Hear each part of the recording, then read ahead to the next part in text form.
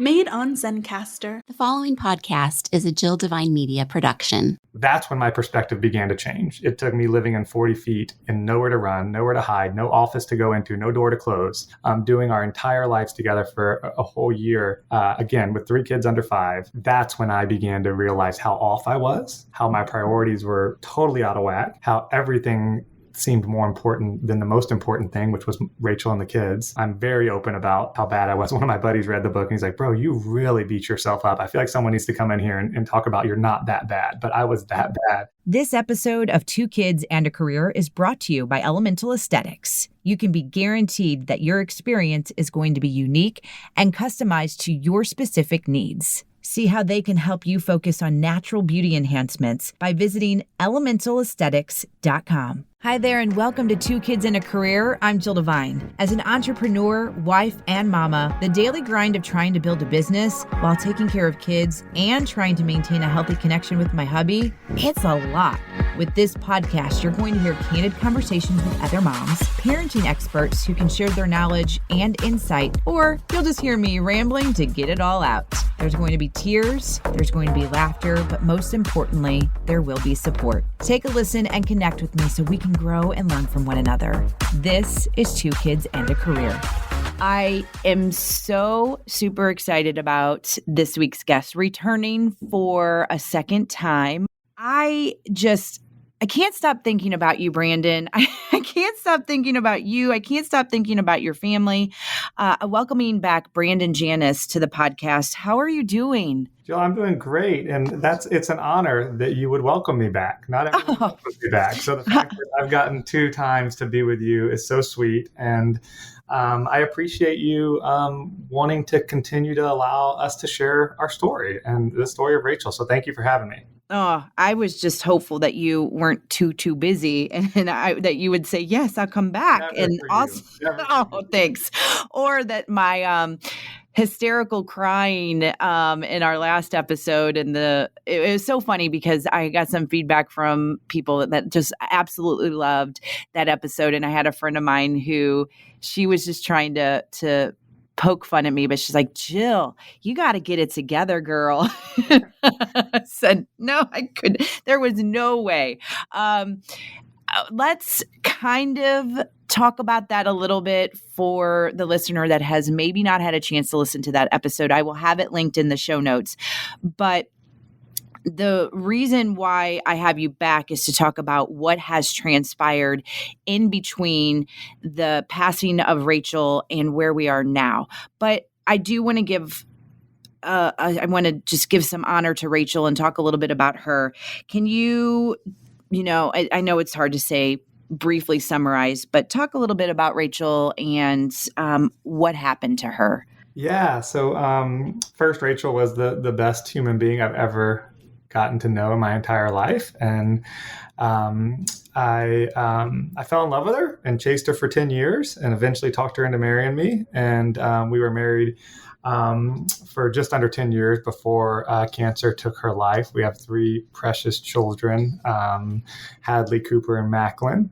And I got to spend some incredible years with her. She spent her, the rest of her life with me. I did not get to spend the rest of my life with her, but cancer, got her and took over her body and eventually led to her passing on March 1st of 2020, leaving me a single dad to 3. But Rachel, as you know, Jill, in our past discussion, she prepared us so well for what was next. She was the most selfless human being, again, I've ever had the privilege to be around. And so everything that she did and, her final few months, because we were told that she wasn't going to get better. And we believed that God could do some incredible things, and we continued to pray for a miracle. But medically speaking, there was nothing they could do. Rachel turned to just making sure that we would be okay. And I've been told many times that, after a few months, people will go back to their lives, or after a year, they'll forget about that, or after, whatever that timetable may be, that you won't feel people anymore. And we just had my daughter's baptism yesterday, and you would not believe the army of people that showed up and continue to show up in our lives because they told Rachel they would. And it's just a beautiful thing. We are so loved. We are so taken care of. I hate that I'm doing life without her, but she prepared us as well as she could for the season of life with no mommy and no wife. Yeah, that is what still gets me. I want to back up and say that, it was a quick diagnosis as far as from when she was diagnosed and when she passed, because she was diagnosed on April 17th, 2018. And like you said, she passed on March 1st, 2020. And gosh, I can't even imagine like how much you guys had to accomplish in such a short time. Yeah, that's so true. And we were actually given a clean bill of health about a year in. She had breast cancer and kicked it. And we were told like it is gone. It is not coming back. Now Rachel never felt that. She felt that it would always come back. For some reason, Rachel felt that was her purpose, was to be here. And the cancer would eventually take her life. And so when it did come back in August of 2019, it came back in her spine. And at that point, when it metastasized like that, there's no getting rid of it. You can't remove spine, right? You can't remove bone. And so we knew we were in for a long haul. We did not expect it to be that quick, but it gotten into her bones and then eventually her spinal fluid and then her brain. And it was, it was pretty quick after that. So we knew a few months before she passed that, we had to live the last few months the best we could. And, a lot of people you have a few different ways you can choose to do that. And Rachel chose to make sure everybody was taken care of, to make sure she was sharing the good news and what the Lord had done in her life and continues to do in her life, and never complained, never had the woe is me attitude. It was a beautiful thing to watch. As hard as it was so beautiful the way she was able to share so much good and so much joy in such a hard time. But didn't you say too that before this diagnosis that Rachel was just a lover of life? Like she did not take any day for granted. No, you're exactly right. That's what drew me to her to begin with. Like, I remember when I first met her, my parents were like, "What is it about her?" I'm like, "She just would make life so much more fun." And that sounds shallow, but that matters, right? When you have so many years to live your life, you want it to be fun. And Rachel made every single day more fun. And that's how she lived. That's how she loved. I mean, she never met a stranger. She did all she could to accept people right where they were, never wanted to change you, never wanted to make you better. She loved you where you were and walked alongside you, and was just a constant encourager. She was a noticer. She just showed up and noticed when people needed help. Didn't ask for permission. She just did. And taught us along the way how to do the same thing. And, I fall short on a daily basis, but I got to learn from the best again that I know to do it.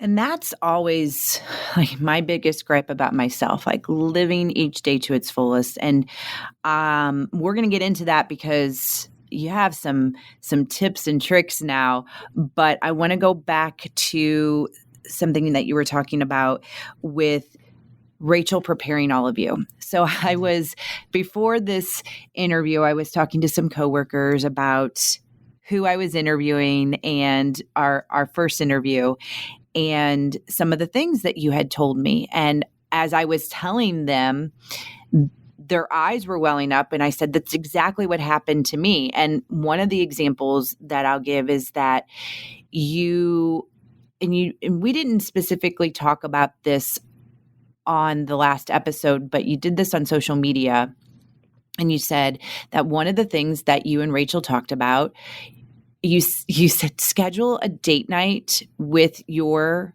spouse and have the death talk. Mm-hmm. And you're like, I know that's not sexy and not fun, but here's why. And you explained that Rachel said to you, I'm paraphrasing so you can chime in, but like she wanted you to keep living your life after her, and she wanted you to find someone that made you happy, and she wanted you to find someone that would also be there for the kids. And like those are tough conversations, but to be prepared, like none of us want to do that. But gosh, it would suck to not know and to just be going through life and think, oh my gosh, what would they want me to do? So, yes, the conversations are hard, but from your experience, do you feel this sense of calm because of those conversations? Absolutely. It's funny. I know this is not a book promo, but I actually just wrote a book, as you know, and Yeah, we're going to talk about it. I did not share publicly ever was about the things that were said in our last date. I think I shared that we had a last date. We were in the hospital, and Rachel said, all I want is a big old tub of movie theater popcorn and a large Coke, right? That's all she wanted for our last date. And there was very few times where it was just she and I in the room because so many people wanted to come see Rachel and visit Rachel. And so we did. We had a couple hours where it became our last date. And I didn't know that she had planned this. I didn't know, to this day, I don't know when she planned it and when she wrote these things down, but she had 8 things that she wanted from me written down in her phone. And at this point, she wasn't able to really keep her thoughts straight. She wasn't able to talk a ton. She was super tired, but she had me read those 8 things to her. And the very first one was, I want you to find love again. In true Rachel way, or true Rachel form, she's, I'm actually reading it right now. She said, not today or in 2 weeks. That would be super weird. And everyone would be talking about you behind your back. But sooner than later, I want you to find love again. This is so important to me. I want you to find someone that will love you like I do. I want you to find someone that will love the kids like I do. I want you to find someone that will root you on in all your crazy ideas. At the same time, I want her to understand that just because I'm gone, it doesn't mean you stop loving me. I want her to know that you'll always love me, but that she doesn't have to compare. She doesn't have to compare with me. I'm not coming back to take you away from her, and I'll be her biggest fan from up there. But I also want her to know that if she screws this up, if she messes with your heart or my babies, she will feel my wrath. And believe me, she doesn't want that. So that was one of the things that one of my 8 things. And I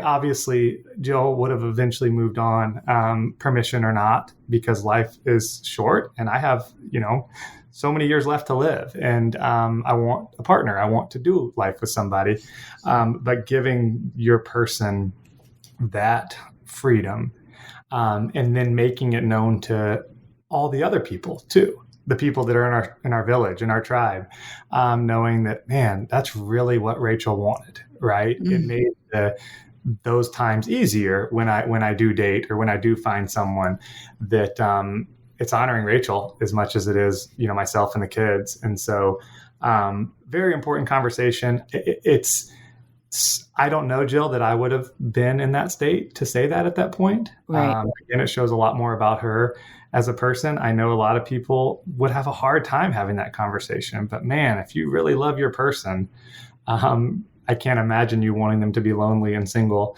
and doing life alone forever. And so getting that permission was meant more than anyone could ever know. Yeah, it's those tough conversations. And the thing that hit me when you were reading that too is what a great way, though, to talk about Rachel with a future partner, like joking around, and explaining how she is. And that's another great way. I can't imagine it would be easy at any time, but wow, that makes it, like you said, it's so much easier to explain and to talk to people about. We are going to transition into the book. And when I saw that you were doing this, I was like, yes. So yes. I just love this. It's called Just Do. And it is stories about discovering purpose, gaining perspectives, and being present. And I'm like, dang, this is exactly what I need in my life. This is what everyone needs in their life. And I know it's because I follow you on social media and I see what you put out there. Like the fact that you show up for your kids every day, but you feel the same as a lot of us, where despite what kind of situation we're in, we feel like we fail or we feel like we don't give enough. And I look at you and I'm like, dang, he is a single dad. His kids lost their mom. He lost his wife, his partner. And what I get from you is that don't think about it that way. Don't look at me as a quote unquote charity case. Like, yeah, you are in a situation where it is tough, but you're like, listen, stop feeling sorry for yourself and do something and be there, and you will fail and it's okay, but you got to keep showing up. And that's what I am just so humbled by, and like, just keep going. And I see what you're doing. And I just want to talk about that. I want to talk about, was this something, the book that when Rachel was going through her cancer, it came to mind afterwards? Like, where did it transpire? Yeah, that's a great question. And thank you for saying the things you did. So actually, it was one of her 8 things. So you're going to get me to read the whole book. But one of her 8 things on number 6, again, I've never shared this publicly, but number 6 says, I want you to finish your book. You've been talking about it for way too long. People are tired of hearing about it and probably don't even believe you'll do it anymore. Stop talking about it, babe. Stop thinking about it. It's getting old. Please do me a favor and just do.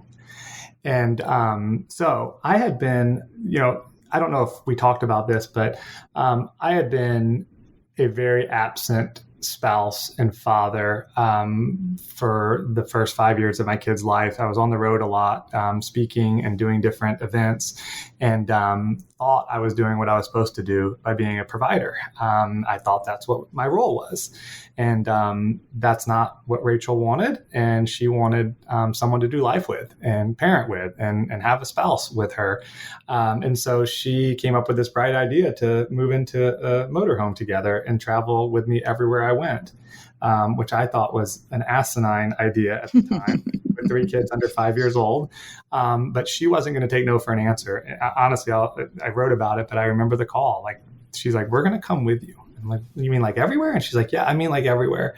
And so that's when my perspective began to change. It took me living in 40 feet and nowhere to run, nowhere to hide, no office to go into, no door to close, doing our entire lives together for a whole year, again, with 3 kids under 5. That's when I began to realize how off I was, how my priorities were totally out of whack, how everything seemed more important than the most important thing, which was Rachel and the kids. And I'm very open about how bad I was. One of my buddies read the book and he's like, bro, you really beat yourself up. I feel like someone needs to come in here and talk about you're not that bad, but I was that bad. And it took Rachel realizing, look, this isn't the life I signed up for.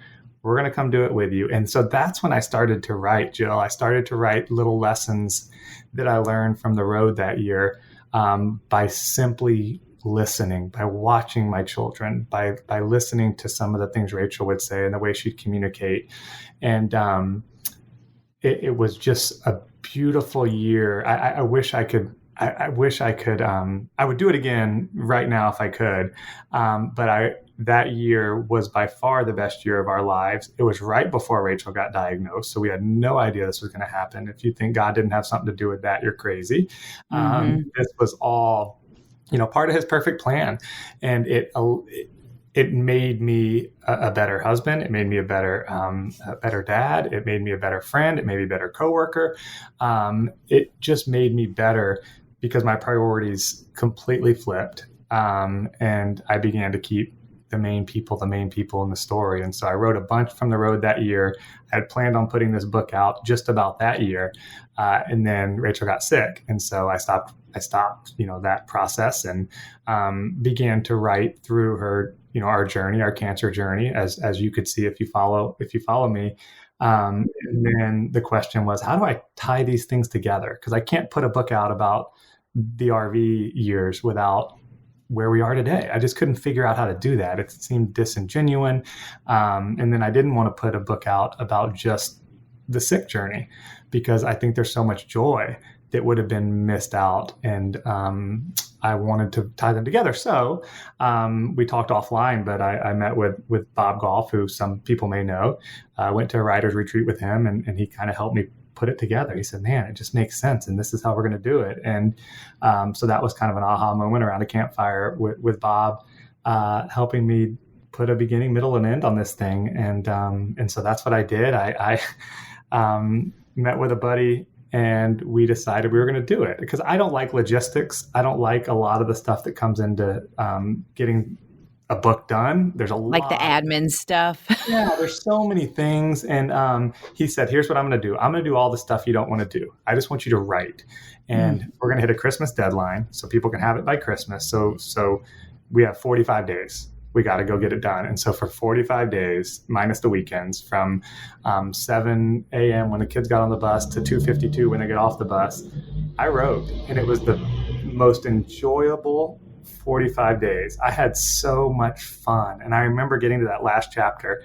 I knew it was going to be the last chapter. My time was running up, and I finished it, and I was so sad, Jill. I'm like, what am I going to do now? This was so much fun and healing. And it was just beautiful. It was a beautiful time for me. And it happened, and we got it done in 45 days, and just thrilled about the entire process. But that was one of the things Rachel made me promise, that I'd get it done. And so I don't know that anyone will read it, Jill. I did not promise her that people would read it, but I promised her I'd get it done. And myself and the kids have a book, and they're as thrilled as I am about it. Before we continue this week's conversation, I want to talk to you about Elemental Aesthetics, one of the sponsors of the podcast. And I just want to talk about the importance of taking care of you, because I know that when I'm not taking care of myself, then it affects others, especially my kiddos and my husband. And there are different ways that you can take care of yourself, whether that's working out, whether that's the way you eat, whether that's having a massage every month. And at Elemental Aesthetics, they can help you with all of those things, whatever it is to help you be at your best. They offer things like massage, facial. They offer things like IV treatments for vitamins, just all kinds of really cool things. And the infrared sauna and the salt room, oh my gosh, huge difference makers when it comes to your wellness. For me, that salt room therapy really helps with my eczema. And so when I find that maybe I've eaten too much gluten or I'm super stressed out, my eczema flares up and it's ugh. But I go into that salt room and clears it right up. And so I encourage you to keep you in mind, and it's okay to take care of you. For more information, go to elementalaesthetics.com. When you make an appointment, mention me and you'll get a free little swag bag. Elementalaesthetics.com. All right, back to this week's conversation. Well, you are going to have multiple readers, myself included in that. So don't you worry about that. I'm going to go back to Bob Goff. So he is so big in the Christian world. And how the heck did you get that meeting? Because that's huge. Yeah, so actually he holds writers retreats in his California, and on a whim, it was November of 21. Yeah, November of 21. A couple weeks before it was going to happen, I just decided I had to do it. Because I was just stuck. I had the RV season, I had the sick season, I had even the death season, and some of where I am today. And I just couldn't figure out if there was something there if I was wasting my time, I just needed to go see. And so it was, I promise you, it wasn't even anything from the retreat. It wasn't anything he said from stage or, the writing things we talk about. It was sitting around a campfire with him. And I explained my story. And he said, the best part is, like, I was talking about the RV season. And he said, you have the middle of your book. And most people struggle with the middle, but you've already written the middle. The middle words are already there. We got to bookend it, right? And so I left that day knowing, okay, I've got it, And again, I didn't jump right into writing when I got back because life happens, right? Right. 3 kids. And logistics. Like, do I go traditional publishing? Do I go self-publishing? What do I want to do there? And so all these logistic things that I hate. And that's what I think a lot of authors don't get books out, why a lot of storytellers don't tell their story, because there's a lot of headaches that come with doing that, right? Not traditional publishers don't want everybody, right? And traditional publishers may want to edit it the way they want it to be edited, right? Self-publishing's hard. Self-publishing's expensive. There's a lot of things that go along with that. So that being said, having, this business partner come beside me and say, hey, I'll handle all the stuff. You just write. Let's get this done. And it was just perfect timing. I had exited a business. For the first time in my life, I didn't really even have a job. The kids were back in school. And I had this time where I'm like, okay, I have a moment where I can do it. Go do it. And a lot of the words were already there, Jill. As you know, like, do my social post and things like that, I would pull that and expand on it and write a chapter, right? And so the words were there. I just had to make them a book. And that's what we've done. It's one of those reminders that it's okay to ask for help. And that is in all areas of life. And I feel you on the whole logistics side of things. There's a million different ideas that I have. And I'm like, man, I don't know how to do this. I don't know this. And then I hate doing research. So I'm like, I don't want to research how to do this. But sometimes when something is put in front of you, that is like, hello, help is here. Take it. You got to just do it. And that's with everything. Yeah, I'm so glad you said that, because I had a hard time. I had a hard time accepting help. Again, another thing Rachel wrote in her 8 things was like, you have got to accept help. You have got to let people in, because I had such a hard time with that. I didn't want people to feel sorry for me. I didn't want people to think I needed a casserole. By the way, I don't like casseroles. But I didn't want people to feel sorry for us, I think, was the thing. Like, I knew I could do it, but you know what? I can't. Like, there's no way I could do it without my village and my people.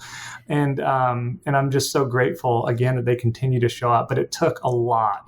I don't know if it's pride, Jill. I don't know what it was. But it took a lot for me to allow people in. And I'm glad Rachel again said, no, you're not good enough at life to not need help. You need help. And that was another reminder that she was right. And I do. And I always will need help. We all do. Totally.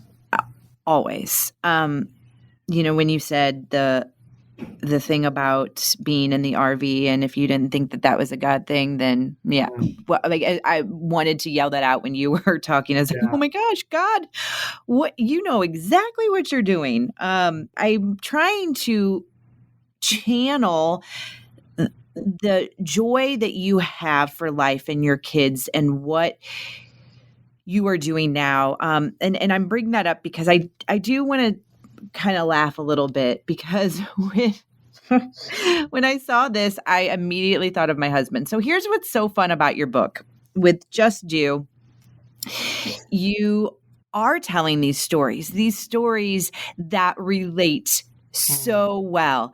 And the puke.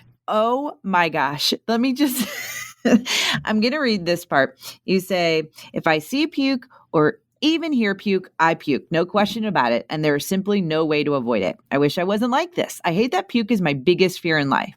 Most of you all probably fear public speaking or death, but not me. I fear puke.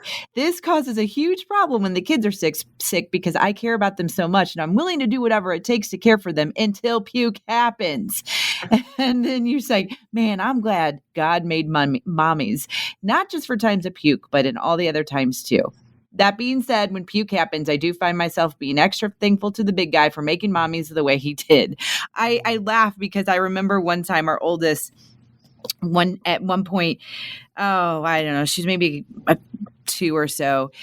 She, in the middle of the night, she was crying. I went and got her, and I knew she did something, but I didn't know really what it was. I thought maybe she like spit up a little bit on me. And then we go in the bathroom and she's crying and she pukes all over me. And I grab my husband and and like I think she had green beans or whatever. And he comes in. I'm like, I need your help. I think she has a stomach flu. She's puking all over. And he's in there gagging. And he's like, I can't do this. I go, I have freaking puke all over me and you're gagging. And we like can laugh about it now. But at the time, it was not funny as I'm the one that always gets puked on and he's doing the, I'm like, you're not even doing anything. So thank you for sharing that. Yes, there is a special thing for mommies and the way God made us. But it's those things. It's those things that we can relate to in this book that I absolutely love. Yeah, you're so right. And again, this goes back to, being a noticer. Like, like you said, you and your husband can laugh about that today, but he also knows next time puke happens, you're going to step up. You're going to do it and you're going to handle it. And I think it's important for us to make sure we notice what we have while we have it. I don't know that I was a noticer until it was too late, right? And I noticed all the things Rachel did and all the things I took for granted while she was here, because then I had to do them all. And everything from just the daily chores, dishes, laundry never stops. I had no idea. It never stops. It's the worst. Grocery shopping, all the things that she did. And I never noticed. I knew they got done, but I didn't notice how much time all these things took. And yet she was still able to operate and do all the other things that life threw her way. So I challenge all of y'all to just notice, man, look at your person, look at your people and see all that they do that you take for granted on a daily basis and just thank them and notice the things, because when you don't have them anymore, I promise you're going to notice it and you're going to miss all the little things. And so I whether it's puke, a couple weeks after Rachel passed, I have a chapter in the book about head lice because the kids got lice and COVID had just hit. And so no one wanted to see them. And so we have lice everywhere in our house. And it was the most terrible experience as a father trying to figure out what to do, because I had no idea, because Rachel did lice. I don't do lice. Rachel did puke. I don't do puke. Rachel did lunches. I don't do lunch. Right. And so all these things that happen that I took for granted. And so I hope out of this book, people realize, man, I've got it pretty dang good. And I need to be better at being grateful for all the things that I'm not good at, that I don't do, and puke being one of those things.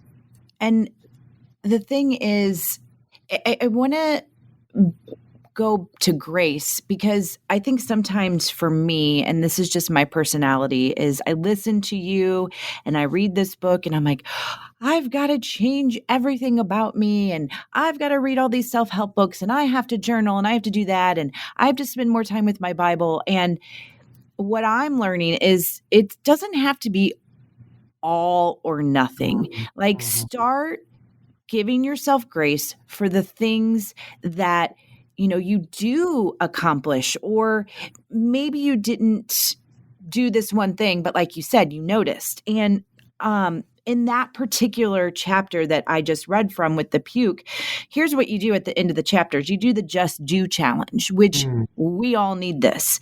And you, on that particular chapter with the challenge, you said time matters, all time matters. What small changes can you make in your schedule today to be there more? Not next week, not next month, not next quarter.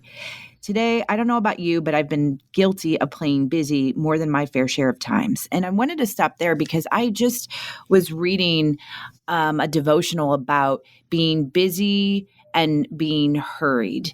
And it is very easy to be very, very busy with all the things. And you also mentioned in that challenge things like going through social media and YouTube and going down all these different rabbit holes. And sometimes you just got to stop and you just got to look. And that's the reminder I think we all need. Like, it's okay if you're not doing all the things. Nobody can do all the things. But when you stop and you read a book like Brandon's and you do that thing that day, you start to realize how it feels. And then you just try to do better and you just keep going. That's it. This isn't about doing it perfectly. This isn't none of us ever will. That's not what this is about. But it's amazing what happens when you put the phone down and you spend 10 minutes with the kid who's asking you to play, throw the ball, shoot the hoop, whatever it may be. 10 minutes to a kid is an eternity.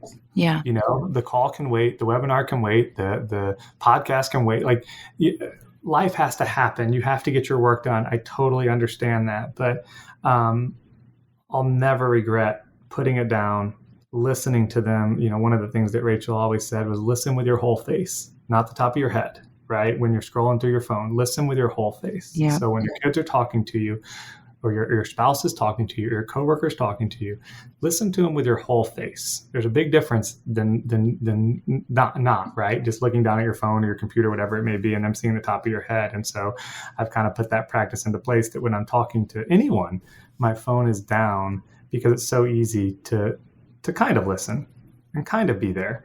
And so just these little practices that I put into place, and I fail daily. Please understand, I fail daily, but I also ask for grace and I ask for forgiveness and I ask for, anytime I lose my patience with my kids, which happens more than it should, there's a conversation about it. Hey, that shouldn't happen. And I'm really sorry. Please understand where I was coming from and please forgive me, whatever it may be. And it's amazing how that translates to them and how they then start to do that the same way, because our kids are going to watch us, our spouse is going to watch us, our friends are going to watch us, and they're going to do, especially our children, they're going to do what we do, good, bad, and ugly. And they're going to treat people the way we treat people, good, bad, and ugly. And so we are a constant reminder to them of how to love and how to listen and how to show up or not, how to love, how to listen, or how to not show up. Mm-hmm. And so, I am my kid's biggest example on a daily basis, and I don't want to screw this up, Jill. No, I feel ya. Before we wrap up, I do want to ask about the kids and how they're doing.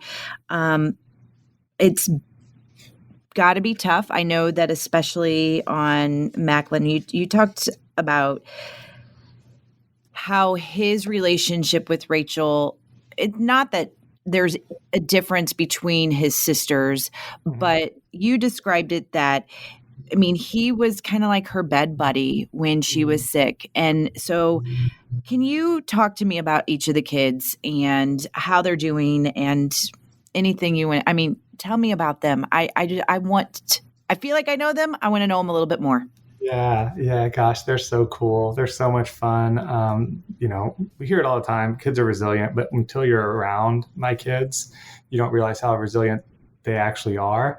But more than that, they're so dang happy. I was at two of their parent-teacher conferences the other day, and both of the teachers said, I've never met a happier kid from two different of my kids. I didn't have a conference for my third one, so they may have said the same thing. I don't know, but it was just such a cool thing for me to hear. Like, they're always smiling. They're always happy. They're always kind to people. And I'm like, man, like I don't care about their grades. I could not care less what they bring home on their report card. But when I get those kind of reports, we're doing something right. And when I say this is not me. This is my entire crew, my people, my village, my tribe.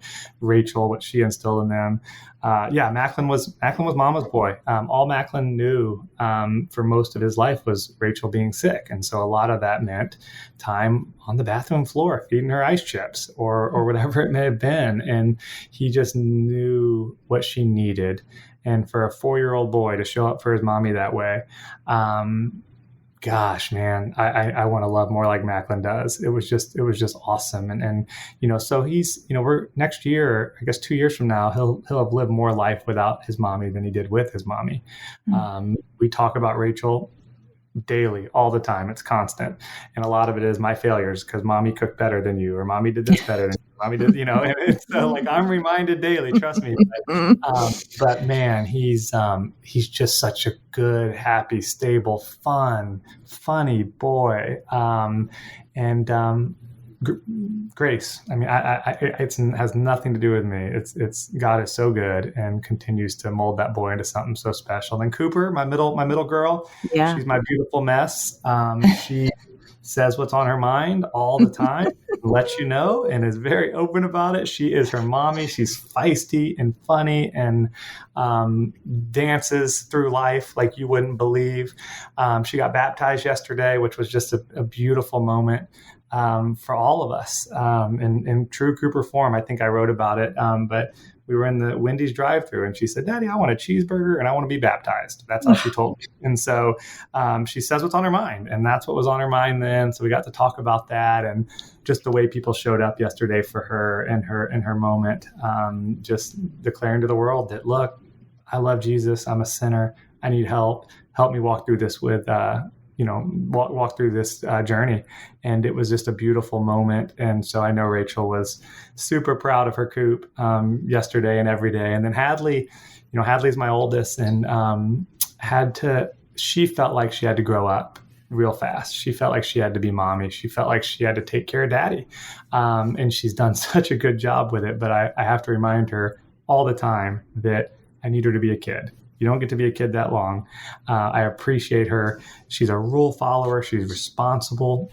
She cares so deeply for people. She wants nobody to hurt, and she'll do anything she can to make sure that we don't. And my biggest prayer for her is, man, just let her be a kid. Because, she's 11 years old now and she only has a few more years of being a kid. And I just want her to be able to enjoy those years. But she's just a caretaker, and she just wants to make sure all those around her are okay, even if it means she's not.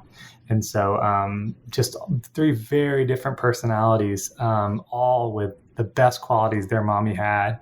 And I'm just so... Every day is an adventure, and every day is so much fun. And they bring me so much dang joy. And I'm so proud of them.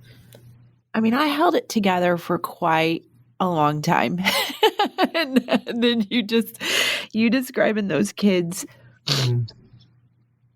because as a parent, I don't have the words. I know Rachel's still with them, but